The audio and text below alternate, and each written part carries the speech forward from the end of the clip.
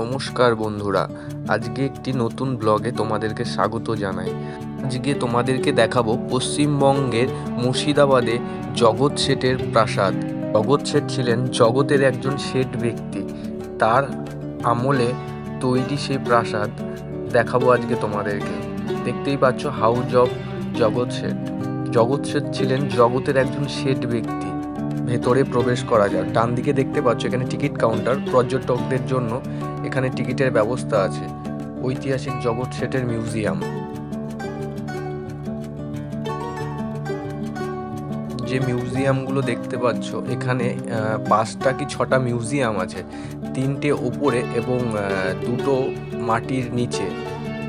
চলো তোমাদেরকে দেখাবো, কিন্তু ভেতরে আশা করি ক্যামেরা নিয়ে যেতে দেবে না, কারণ ওখানে লেখাই আছে ভেতরে ক্যামেরা ব্যবহার করা যাবে না। কিন্তু তবুও আমি ভেতরে কিছু ছবি আমি তুলেছি, তো সেগুলো আমি তোমাদেরকে দেখাবো, বাট ভেতরে ক্যামেরা অ্যালাউ নেই। তো আমি এসেছিলাম একটা প্রি ওয়েডিংয়ের কাজে, তো যার জন্য আমাকে 3,500 টাকা পেমেন্ট করতে হয়েছিল কিছু ফুটেজের জন্য, যাতে আমি এখানে ক্যামেরা ব্যবহার করতে পারি। তার জন্য 3,500 টাকা ওরা নিয়েছে আমাদের থেকে।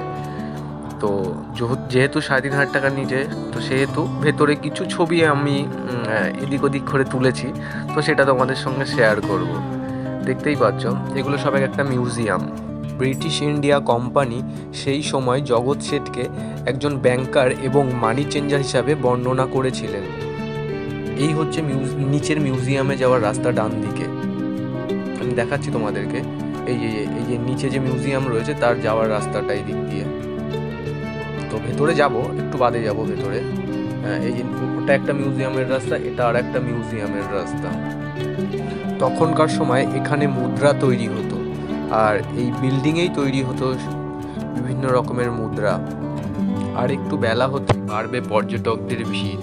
এখন ফাঁকায় আমি কিছুটা তুলে নিচ্ছি কাজের ফাঁকে, তো না হলে কিছুক্ষণ পরেই প্রচুর পরিমাণে ভিড় হতে শুরু করবে, কারণ এই সময়টাই পর্যটকদের ভিড় হয়। কারণ শীতের সময় সবাই একটু বেড়াতে ভালোবাসে। এখানে একটি লক্ষ্মী ঠাকুর আছেন, তার মুটুকটা 2.5 কেজি সোনা দিয়ে 2.5 কেজি সোনা দিয়ে তার মুটুকটা বানানো হয়েছে। তো ভেতরে ঢুকবো, দেখাবো তোমাদেরকে যে একটি লক্ষ্মী ঠাকুরের সোনার মুকুট 2.5 কেজি ওজনের। তো সেটা তোমাদেরকে দেখানোর চেষ্টা করছি তারাও ঢোকার ভেতরে।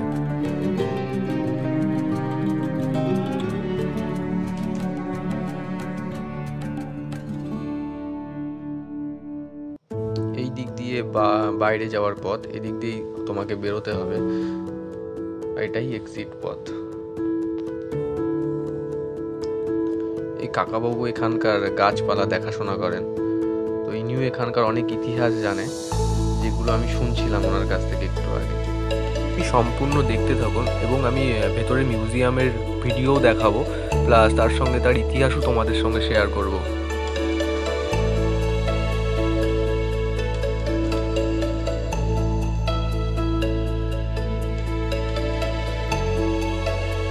পাচ্ছ ভেতরে লক্ষ্মী ঠাকুরটা তোমরা হয়তো দেখতে পাবে না, বাট দেখা যাচ্ছে, আমি দেখতে পাচ্ছি পুরোপুরি। আর যে মুকুটটা আছে ওটা অরিজিনালি 2.5 কেজি সোনা দিয়ে তৈরি করা হয়েছে। আগেকার দিনের হাতের কাজ কতই না সুন্দর, এখন এরকম দেখাই জানি না।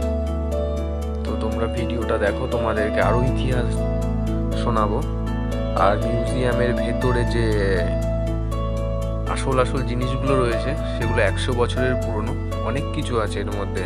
হাতির দাঁতের তৈরি তোমার জিনিসপত্র আছে, আসবাবপত্র আছে, তখনকার দিনের যে যন্ত্রপাতি ছিল সেগুলো আছে, তারপর আকাশ থেকে উল্কা পড়েছিল সেটা আছে, কুষ্টি পাথর আছে। তো এরকম বিভিন্ন রকমের যন্ত্রপাতি। তারপর আগেকার দিনে যে থালায় খাবার দিত, সেই থালায় খাবারে যাতে বিষ না থাকে, বা বিষ থাকলে সেটা কি করে বুঝবে, সেই ধরনের সমস্ত কিছু যে থালাগুলো আছে বা জিনিসপত্র আছে সেগুলো তোমাদেরকে দেখাবো। তো তোমরা ভিডিওর সঙ্গে জুড়ে থেকো। ভিডিওটি ভালো লাগলে লাইক করো, শেয়ার করো। তো নতুন ভিডিওতে তোমাদেরকে আবার নতুন কিছু দেখাবো। তোমাদেরকে বলেছিলাম না ভেতরের কিছু ভিডিও ফুটেজ আমি এদিক ওদিক করে কালেক্ট করেছি, তো সেগুলো নিয়ে আরেকটি নতুন ভিডিও আমি তৈরি করব। তো তোমরা দেখতে থাকো, আমাকে সাপোর্ট করো। তো এরকম আরো নতুন নতুন কিছু জিনিস তোমাদেরকে দেখাবো। কুমিরগুলো কি চলো, জীবাশ্ম টাটা। নাকি?